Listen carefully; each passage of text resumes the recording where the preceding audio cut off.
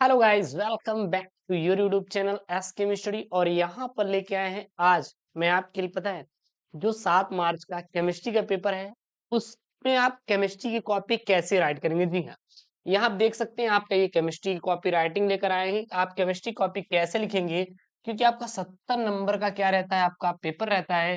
कम से कम 69 नंबर तो आपको मिल ही जाए यार। 70 में 69 नंबर कम से कम आपको मिल जाए। और ये अगर 70 में 69 चाहिए भाई, तो आपको क्या चाहिए, आपको क्या क्या चाहिए, इस प्रकार से कॉपी राइटिंग करना है। ठीक है ना। मैं हर एक चीज बताऊंगा कैसे क्या लिखना है, एक चीज बताऊंगा। और हाँ, इसमें जो क्यों कुछ क्वेश्चन है आउट ऑफ सिलेबस है उसको मैं बता दूंगा, आपको नहीं कवर करना है। ठीक है ना। तो ये क्योंकि एक टॉपर की कॉपी है, अभी हाल ही में आपका पूरा पूरा सिलेबस कटा हुआ है, तो देन आप उस पे गौर कीजिएगा। और हाँ, जो मैं यहाँ पे पैटर्न आपको बताऊंगा सेम टू सेम फॉलो करके आपको केमिस्ट्री कॉपी क्या करना है, राइट करना है। देन तब आपको मिलेगा क्या, अच्छा नंबर, वो भी एग्जामिनर की तरफ से। आज का वीडियो लाइक टारगेट कम से कम मैं रखता हूँ 5,000 वीडियो लाइक टारगेट रखता हूँ। अगर ये 5,000 लाइक करवा दे रहे हैं तो समझ लीजिए बहुत ही मजा आने वाला है क्लास में। और हाँ, हम लोग बोर्ड एग्जाम की तैयारी बेहतरीन तरीके से करवा रहे हैं। इसलिए चैनल को सब्सक्राइब और वीडियो को लाइक करना मत भूलिए। चैनल को सब्सक्राइब और वीडियो को लाइक जरूर से जरूर करिए, ठीक है ना। देखिएगा, जैसे आपका क्या रहेगा, क्वेश्चन रहेगा। तो सबसे पहले सर जी हम क्या करें, जब आपको बोर्ड की कॉपी मिले क्लास 12th केमिस्ट्री की, तो सर हम क्या करें।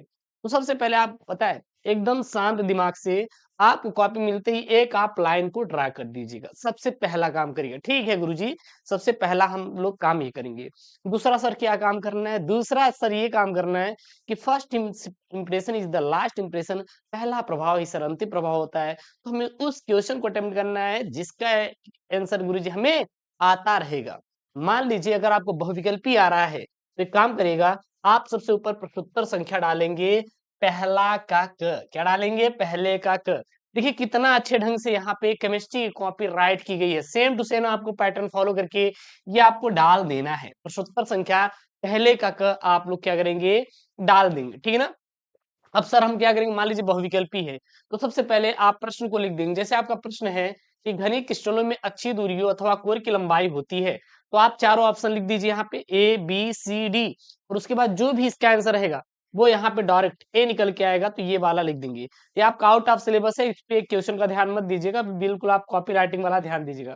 उसके बाद जब आपका प्रश्नोत्तर संख्या सेकंड, जब आपको प्रश्नोत्तर संख्या सेकंड लिख रहे हैं, तो सर हम कैसे करेंगे, आपको क्या करना है, यहाँ पे प्रश्नोत्तर संख्या पहले का ख करना है। क्या करना है, प्रश्नोत्तर संख्या पहले ख।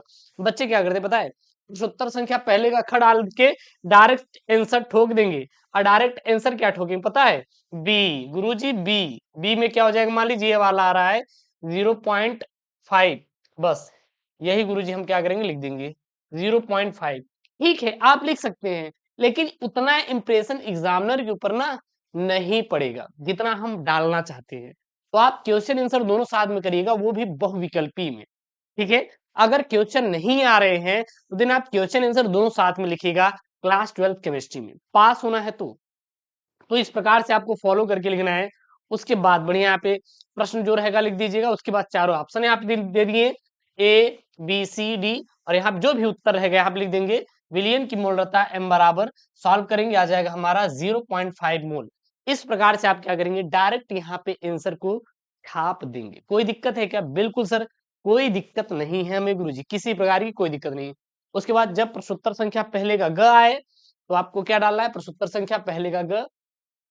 उसके बाद जो प्रश्न रहेगा, सिन कोड अभिक्रिया के वेग स्थिरांक की इकाई क्या होती है। जैसे यहाँ पे डी ऑप्शन है, तो यहाँ पे सेकंड इनवर्स होता है। अगर अगर आपको एक्सप्लेन करना है, एक नंबर का है, तो आप क्या करेंगे, एक्सप्लेन कर देंगे कि किसी भी इलेक्ट्रोड का इलेक्ट्रोड विरोधाभास की प्रकृति, विलयन ताप, विलयन की मोलरता, इनमें से सभी पर निर्भर करता है। जो भी आपका रहेगा आप डाल के यहाँ पे लिख सकते हैं, कोई दिक्कत बिल्कुल भी नहीं है, ठीक है ना। उसके बाद प्रश्नोत्तर संख्या यहाँ पे पहले का घ, यहाँ पे जैसे प्रश्न है आप यहाँ पे लिख दीजिए सबसे पहले कि एक प्रथम कोण की अवक्रिया का अर्ध आयु कितना है, 400 सेकंड है, तो इसका वेग स्थिरांक होगा। यहाँ पे 4 ऑप्शन है, राइट ऑप्शन आपका जो ए वाला है, यहाँ पे ये वाला यहाँ पे उत्तर में लिख देंगे। अगर आपको करना है तो आप मत प्रश्न लिखे, डायरेक्ट इसका भी कर सकते हैं, लेकिन उतना इंप्रेशन नहीं आएगा, ठीक है ना। तो ऑब्जेक्टिव को इस प्रकार से आपको करना है, जैसे मैंने आपको बताया। तो ये आपको ऑब्जेक्टिव करने का क्या हो जाएगा, तरीका हो जाएगा, ठीक है ना। उसके बाद करेंगे हम सर जी, हमारा आएगा क्या, अति लघुत्तरी प्रश्न आएगा। कितने नंबर का करे जाएगा पता है, ये जो अति लघुत्तरी आपका प्रश्न आता है, ये सारे के सारे प्रश्न आपके 2 अंकों के आपके पेपर में बनते हैं केमिस्ट्री में, 2 अंकों के। जैसे आपका अगर प्रश्न है तो आप डालेंगे प्रश्नोत्तर संख्या दूसरे का ग। अगर आपको प्रश्न लिखना है तो आप प्रश्न लिख दीजिए, कोई दिक्कत नहीं है। अगर अगर आपको ये प्रश्न नहीं लिखना है तो मत लिखिए यार, कोई दिक्कत नहीं है। आप क्या करिए, डायरेक्ट उत्तर को यहाँ पे मेंशन करना, क्या करना है आपको, शुरू कर देना है। डायरेक्ट आपको उत्तर को क्या करना है, यहाँ पे मेंशन करना शुरू कर देना है, ठीक है ना। जो मैं आपको बता रहा हूँ बस यही आपको टिप्स फॉलो करना है, और कुछ भी आपको करने की जरूरत बिल्कुल भी नहीं है।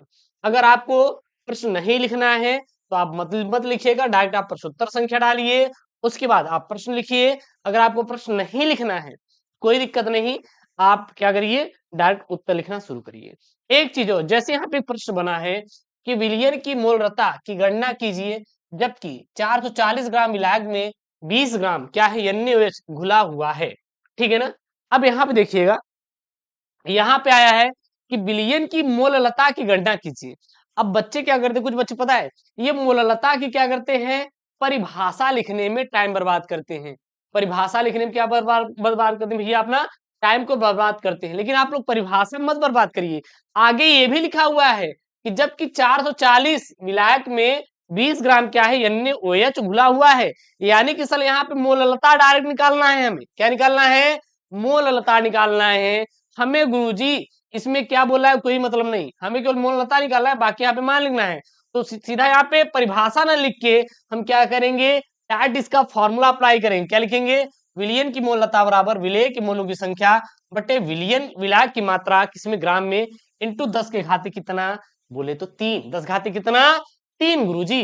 उसके बाद यहाँ पे हम पुट आउट कर देंगे कि जो विलेय की मोलक संख्या गुरुजी 20/40 यहाँ पर रख देंगे। उसके बाद गुरुजी, और यहाँ पे हमारा है कि 440 ग्राम विलायक, तो यहाँ पे क्या रख देंगे 440, और इसको क्या करेंगे, सॉल्व करेंगे। क्या करेंगे, सॉल्व करेंगे, और यही हमारा गुरुजी क्या जाएगा, उत्तर आ जाएगा। बस गुरुजी यही लिख देंगे, इस प्रकार से लिखेंगे।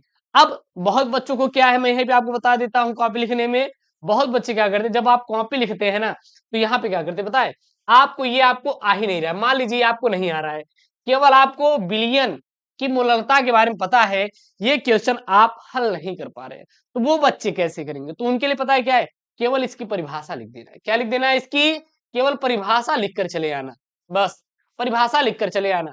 अगर 2 अंकों का है तो कम से कम एग्जामिनर चाचा 1 नंबर देगा, कभी भी नंबर कटता नहीं। लेकिन एक चीज और, लेकिन एक चीज और, जैसे लिख देना, दिया है विलायक का मान कितना दिया है, यहाँ पे विलायक की मात्रा 440 ग्राम, और विलेय विलेय की मात्रा कितना दिया है, NaOH की मात्रा 20 ग्राम। इस प्रकार से आपको क्या करना है, लिख जरूर से जरूर देना है, ठीक है ना। हाँ यार, ये बहुत चपुआ वाला टिप्स मैं बता रहा हूँ, ये टिप्स आपको फॉलो करना है। अब देखिए, जैसे यहाँ पे एक प्रश्न है, प्रश्न यहाँ पे क्या है, प्रश्न ये है, प्रश्नोत्तर संख्या दूसरे का ग है। यहाँ पे प्रश्न दिया है कि डेनियल सेल के लिए मानक इलेक्ट्रोड विभव 1.1 वोल्ट है, निम्नलिखित अभिक्रिया के लिए मानक गिब्स ऊर्जा का मान ज्ञात कीजिए। यहाँ पे एक समीकरण भी दिया है, यहाँ समीकरण दिया है Zn plus plus Cu double plus, फिर क्या निकल के आ रहा है, Zn double plus plus Cu, ठीक है ना। अब यहाँ पे सबसे पहले आप डेनियल सेल के लिए आप लोग लिख देंगे, ई सेल कितना दिया 1.1 वोल्ट। तो निम्न अब अभिक्रिया के लिए आप यहाँ पे पुट आउट करते हुए चले आएंगे, तो यहाँ पे जो गिब्स ऊर्जा यानी कि डेल्टा जी निकल के आएगा, वो कितना निकल के आएगा, यहाँ पे माइनस माइनस 212.3 कैलोरी जूल प्रति मोल। अब ये निकल के आ गया, मान लीजिए ये हमारा दिया है गुरुजी। अब हमें ये चीज नहीं पता है, ये चीज हमें आ ही नहीं रहा है, तो हम कैसे करें पता है, मानक इलेक्ट्रोड विभव की परिभाषा लिख दीजिएगा, डेनियल सेल के बारे में लिख दीजिएगा, गिब्स ऊर्जा क्या होता है इसके बारे में लिख दीजिएगा। जब आपको प्रश्न आए तो उसी में से ढूंढ के लिखना है, मतलब छोड़ना नहीं है। लेकिन आपको सही राइटिंग करने का तरीका यही है जो मैं आपको यहाँ पे सिखा रहा हूँ, बता रहा हूँ, ठीक है ना। जो पूछे उसी के बारे में देखिए कितने प्यार से आपको लिखना है, एकदम डाल डाल के, ठीक है ना। अब बच्चे क्या करते पता है, बच्चे फॉर्मूला कभी नहीं देते, लेकिन आप लोग क्या करना है, आपको बढ़िया एकदम अच्छे तरीके से क्या लिखना है, फॉर्मूला आपको जरूर से जरूर लिखना है, फॉर्मूला आपको जरूर से जरूर लिखना है। जिस हिसाब से मैं यहाँ पे बता रहा हूँ आपको answer writing, same to same pattern follow करके आना है। एक भी नंबर आपका केमिस्ट्री में कटने वाला नहीं भाई। बोर्ड की एकदम टॉपर वाली कॉपी मैंने उठा के लेके आई भाई। अरे गुरुजी एकदम कहाँ उठा के ले गया, एकदम चौचक वाला। अब देखिएगा, जहां पे आपको फिगर की आवश्यकता हो वहां पे आप लोग फिगर बनाइएगा। फिगर बनाने से क्या मिलता है पता है? नंबर। जैसे मान लीजिए ये आपका प्रश्न है, हालांकि अभी ये सिलेबस में नहीं है, ठीक है ना? ये आपका प्रश्न है। प्रश्न ये है कि विद्युत अपवहन द्वारा कोलाइडिंग विलयन का शोधन कैसे किया जाता है। मान लीजिए आपका एक प्रश्न है प्यारा सा।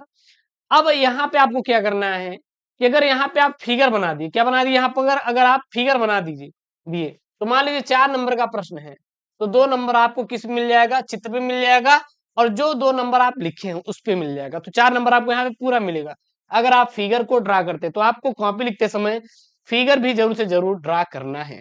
उसके बाद चले आते हैं कि आप क्या करते हैं। देखिए यहाँ पे जैसे एक प्रश्न है, प्रश्न देखिए यहाँ पे क्या है, चौथा का प्रश्न है। प्रश्न ये बोल रहा है कि क्रोमाइट एक्स से पोटेशियम डाइक्रोमेट के निर्माण की विधि तथा रासायनिक समीकरण लिखिए।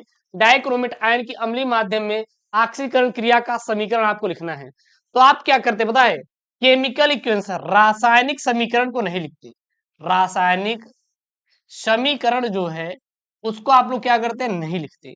ये सबसे बड़ी गलती होती है आप लोगों की। आप लोगों को क्या करना है? रासायनिक समीकरण जरूर से जरूर लिखना है। रासायनिक आपको समीकरण को जरूर से जरूर लिखना है। जैसे आप देखिए उत्तर में हम लोग क्या लिखेंगे? पोटेशियम डाइक्रोमेट को सोडियम क्रोमेट से बनाया जाता है, जिसे क्रोमाइट एक्स को गलित क्षार के साथ वायु की उपस्थिति में गलाया जाता है, जिसकी अभिक्रिया निम्नलिखित है। तो आपको ये जो यहाँ पे है ना, यहाँ पे जो रासायनिक इक्वेशन है, इसे जरूर से जरूर लिखना है। इसको आपको नहीं छोड़ना है। अगर ये छोड़ते हैं तो समझ लीजिए आपका नंबर क्या होगा? कटेगा। तो आपको रासायनिक इक्वेशन केमिस्ट्री में जरूर से जरूर लिखना है। ये क्या हो जाता है? मोस्ट इंपॉर्टेंट हो जाता है।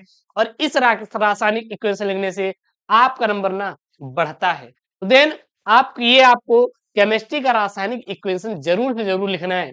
बच्चे ये नहीं लिखते, जिसकी वजह से क्या होता है भाई? नंबर आपका करता है। देखिए आपको ये जरूर से जरूर आपको लिखना है। जैसे यहीं पे है आपका क्लोरोएथेन से एन एन डाई एथिल एथेनमीन बनाने का रासायनिक समीकरण आपको लिखना है। तो यहाँ पे आपको रासायनिक ये समीकरण जरूर से जरूर देना है। क्या देना है आपको? ये रासायनिक समीकरण जरूर से जरूर देना है कि कैसे आप लोग क्या करेंगे? इसको बनाएंगे भाई। कैसे आप लोग इसको क्या करेंगे? बनाएंगे। रासायनिक समीकरण जरूर से जरूर देना है। जहां पे वो रासायनिक समीकरण बोले वहां पे रासायनिक समीकरण डालिए। उसके बाद देखिए भर भर के आपको नंबर मिलेंगे। वैसे भी केमिस्ट्री के आपको पेपर मिलेंगे, टेंशन नहीं लेना है। केमिस्ट्री के यार पेपर मैं दूंगा, और वो पेपर जो आपके एग्जाम में आएगा। देन आपको एसके मिस्टर जुड़ना है और चैनल को सब्सक्राइब, वीडियो को लाइक कर देना है।